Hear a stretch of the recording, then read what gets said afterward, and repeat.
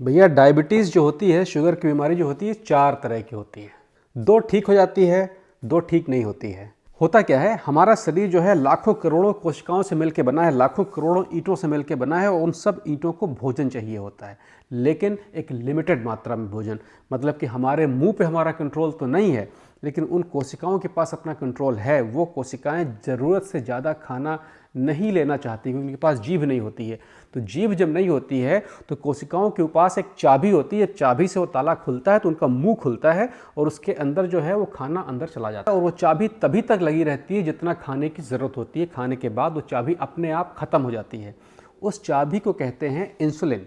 तो जब हमारे शरीर में ज़्यादा शुगर आ जाती है जिसकी हमारे शरीर को ज़रूरत नहीं है, तो हमारा शरीर क्या करता है कि और ज़्यादा इंसुलिन बनाता है कि भैया इस शुगर को कहीं एडजस्ट करो, क्योंकि खून की नली में अगर ये शुगर रहेगी तो ये दिल को ख़राब करेगी, ये किडनी को ख़राब करेगी और उस नली को भी ख़राब करेगी, क्योंकि शुगर जो होती है बहुत धारदार होती है। तो जैसे ही हमारे शरीर के अंदर ज़रूरत से ज़्यादा शुगर आती है, हमारा शरीर तुरंत ज़्यादा इंसुलिन बनाता है। जब ज़्यादा इंसुलिन बनती है तो इंसुलिन सीधे पहुंचती है पहले तो कोशिका के पास, पहले सेल के पास कि भैया इसको खा लो। लेकिन कोशिका कहती है कि हम नहीं खाएंगे, लेकिन इंसुलिन चाबी खोल के उसके अंदर घुसेड़ देती है, जितना ज़्यादा भर पाती है भर देती है। तो उससे होता क्या है कि जितने बार ज़्यादा इंसुलिन आती है तो चाबी का जो मुंह होता है वो टूट जाता है या ख़राब हो जाता है। बिल्कुल मैं मोटी भाषा में बता रहा हूँ। तो क्या होता है कि जब अगली बार वो इंसुलिन आती है तो वो कोशिका का जो मुंह है उस चाबी को एडजस्ट नहीं करता है, क्योंकि चाबी की एक डिज़ाइन है, वो उसी तरह की डिज़ाइन के ताले में जाएगी। तो होता क्या है कि फिर वो इंसुलिन खून से आपके शुगर को कम निकाल पाती है और आपका शुगर का लेवल जो है वो उठा उठा सा नज़र आता है। यही है प्री डायबिटिक।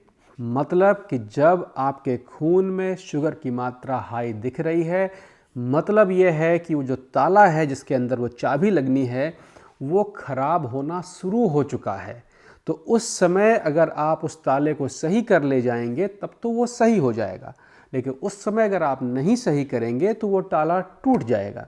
जब वो ताला टूट जाएगा तो उसमें तरह तरह की चाबियां घुसड़नी पड़ेंगी, ये दवा और वो दवा और वो दवा, और दौड़ भाग करिए कि जब हाँफ जाए आदमी तो अपने आप ही मुंह खुलेगा उसका, है कि नहीं। वो 4 कौन कौन सी हैं? पहला तो है टाइप 1, दूसरा है टाइप 2, तीसरा है गर्भावस्था का शुगर और चौथा है प्री डायबिटिक। मतलब कि सब शुरुआत हो रही है तो उसको प्री डायबिटिक कहते हैं। उसको अंतर्राष्ट्रीय स्तर पर एक अलग समस्या मानी जाती है, क्योंकि जब समस्या की शुरुआत हो रही होती है तब वो समस्या दूसरी तरह की होती है, और जो समस्या टाइप 2 में बदल जाती है तो वो समस्या दूसरी हो जाती है जो कि कभी ठीक नहीं होती है। जिनको जल्दी है उनके लिए मैं पहले से बता दूं कि अगर ये आप 7-8 चीज़ें संभाल ले जाएंगे या 7-8 चीज़ें आपने देख ली हैं तब आप समय पर पकड़ लेंगे, ठीक कर लेंगे और टाइप 2 तक नहीं पहुंचेंगे। कौन सी 7-8 चीज़ें हैं? पहली चीज़ है, आपको अचानक बार बार पेशाब लगती है। मतलब कि पहले भी लगती थी लेकिन अब ज़्यादा लगती है। पानी ज़्यादा नहीं पी रहे हैं आप, लेकिन पेशाब आपको ज़्यादा लग रही है। आपको प्यास बहुत ज़्यादा लग रही है, आप तरह तरह की ड्रिंक को सारी चीज़ें पी रहे हैं लेकिन आपकी प्यास है नहीं बुझती है। बार बार आप पानी पीने की कोशिश करते हैं लेकिन ज़्यादा पानी पीते नहीं हैं, कोशिश करते हैं। आपको ज़रूरत से ज़्यादा भूख लग रही है, मतलब कि आप खाना नहीं खा रहे हैं तो आपका शरीर जो है वो कांपने लगता है। जैसा कि मैंने आपको पुराने वाले एपिसोड में बताया था कि एक सुबह नाश्ता ना करिए।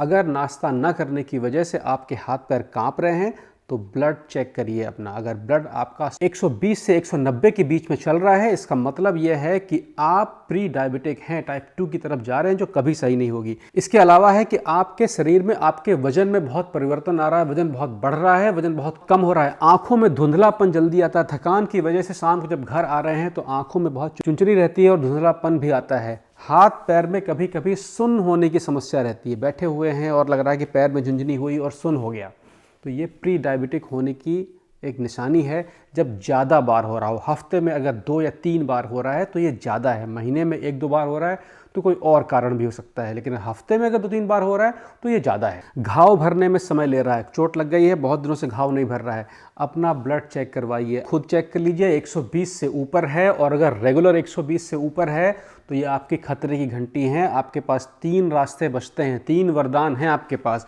इन 3 तीर का इस्तेमाल अगर आपने कर लिया तब तो बच जाएंगे, नहीं किया तब फंस जाएंगे।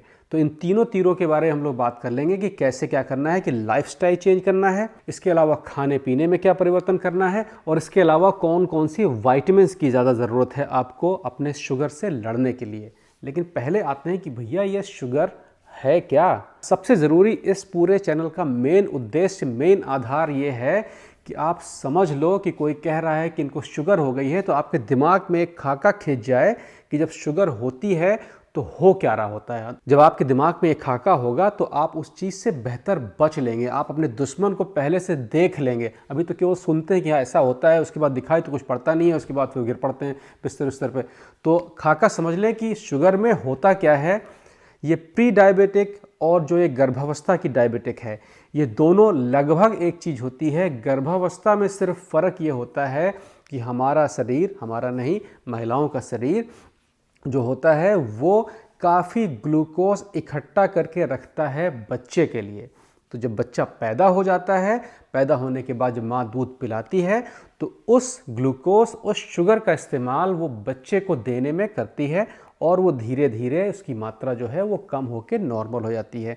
तो गर्भावस्था का जो शुगर होता है वो अपने आप सही होता है, लेकिन केवल तब सही होगा जब आप धरती फाड़ के खाना बंद कर देंगी। गर्भावस्था के दौरान इतनी खराब चीज़ें आप लोग खाते हैं, ये लड्डू और ये शक्कर और वो फलाना ढिमाका, शरीर को किसी भी चीज़ की कोई ज़रूरत नहीं होती है, क्योंकि शरीर अपने आप आलू चावल और रोटी से वो शक्कर बना लेता है। लेकिन अगर आप गर्भावस्था के बाद भी वही सब दवाएं पड़ी हुई हैं तो वो कम नहीं हो रहा ना। बच्चे को तो ज़रा सा खाना है, बिल्कुल मटर के दाने के बराबर खाना है, उसके बाद सारा का सारा तो आप ही के लिए है। तो गर्भावस्था का शुगर जो होता है वो रुका रह जाता है और वो बाद में टाइप 2 में कन्वर्ट हो जाता है। लेकिन समस्या सबसे ज़्यादा ये होती है कि ये सारे परिवर्तन जब शरीर में हो रहे होते हैं तो शरीर का जो हमारा सिस्टम है वो हमें तकलीफ़ बहुत कम देना चाहता है। तो सारी की सारी चीज़ें अपने आप मैनेज करता रहता है, आपको सिग्नल देता है, आपको भूख ज़्यादा लगेगी, आपको पेशाब ज़्यादा लगेगी, आपको थकान ज़्यादा होगी क्योंकि वहाँ पर अब खाना ठीक से नहीं पहुँच रहा है। लेकिन चूंकि हम लोग इतने ज़्यादा व्यस्त रहते हैं अपने साधारण जीवन में कि उन सब चीज़ों पर ध्यान कम देते हैं, तो शरीर आपका जैसे भी अपने नॉर्मल स्थिति के अलावा कुछ और कह रहा है, उसी समय अगर आपने उसको पकड़ लिया तब आप उससे बच जाएंगे, उससे निकल जाएंगे। तो वो जो ताला है जिसके अंदर इंसुलिन रूपी चाबी जाती है, उसको टूटने से पहले आपको रोकना है।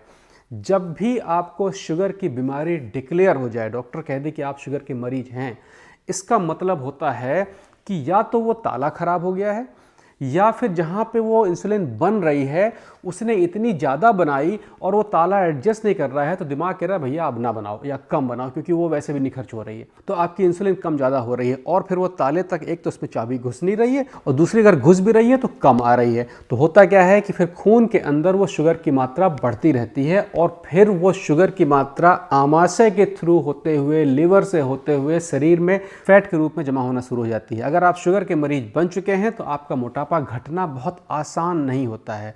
शुगर का मरीज अभी तक का जो रिकॉर्ड है, लगभग 75% लोग ऐसे हैं जो 65 से 70 की उम्र पार नहीं कर पाते हैं। उनके और बाकी तमाम तरह तरह की परेशानियां आना शुरू हो जाती है। अपनी लाइफस्टाइल को थोड़ा चेंज करें, मैं 2-4 बातें बता दूंगा यहाँ पर, बाकी आपके सवालों के हिसाब से या आपके जो जूम पे आप लोग कभी कभी मुझे पूछते हैं। लेकिन एक मैं आपको जुगाड़, एक मैं आपको टिप ज़रूर बता दूँ कि अगर आपकी शुगर की बीमारी डिक्लेयर हो गई है, किसी भी रूप की है, अगर कह दिया डॉक्टर ने कि आपको शुगर की बीमारी है, तो एक काम ज़रूर करिएगा, कभी भी कहीं भी जब चलना हो तो बिना जूते के मत चलिएगा, क्योंकि शुगर की बीमारी में धीरे धीरे महसूस करने की क्षमता जो होती है वो हल्की पड़ने लगती है। जब हम चलते हैं तो हमें कहीं ना कहीं छोटी मोटी ठोकरें लगती रहती हैं।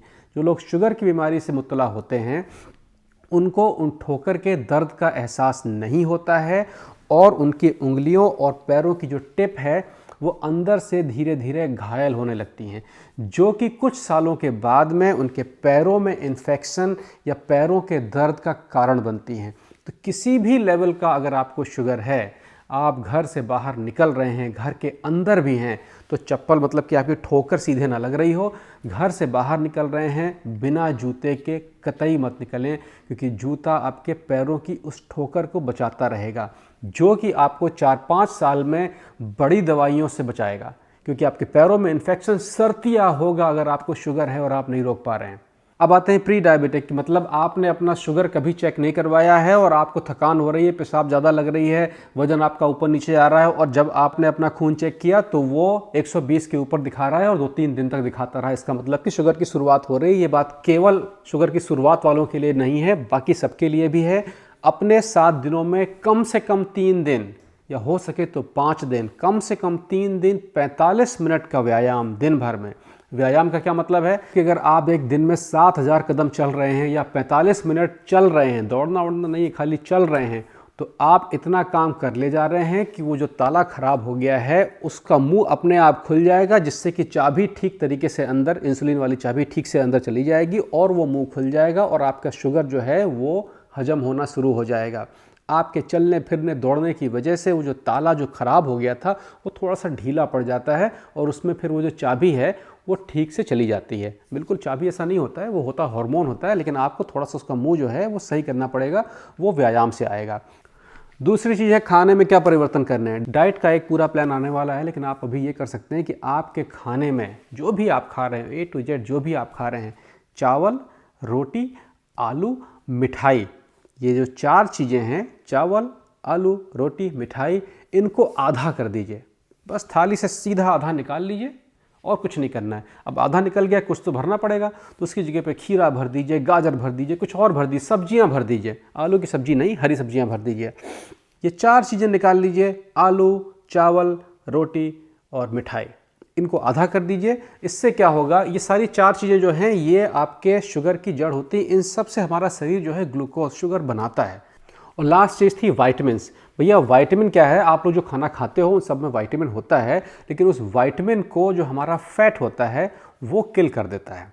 मतलब कि कोई भी गर्म आइटम, विटामिन की गर्म चीज़ से बहुत दुश्मनी है। अगर गर्म हो गया आपके अंदर विटामिन नहीं है, विटामिन की गर्मी से दुश्मनी है। सब्जियों में, खाने में इसीलिए बहुत कम विटामिन होती है जो ज़्यादा पकी होती हैं। तो अपने खाने में कच्ची चीज़ों का इस्तेमाल करिए, और जो तेल घी का इस्तेमाल है वो भी कच्चा करिए। जैसे कि बटर मक्खन होता है वो कच्चा रहता है, ठंडा रहता है।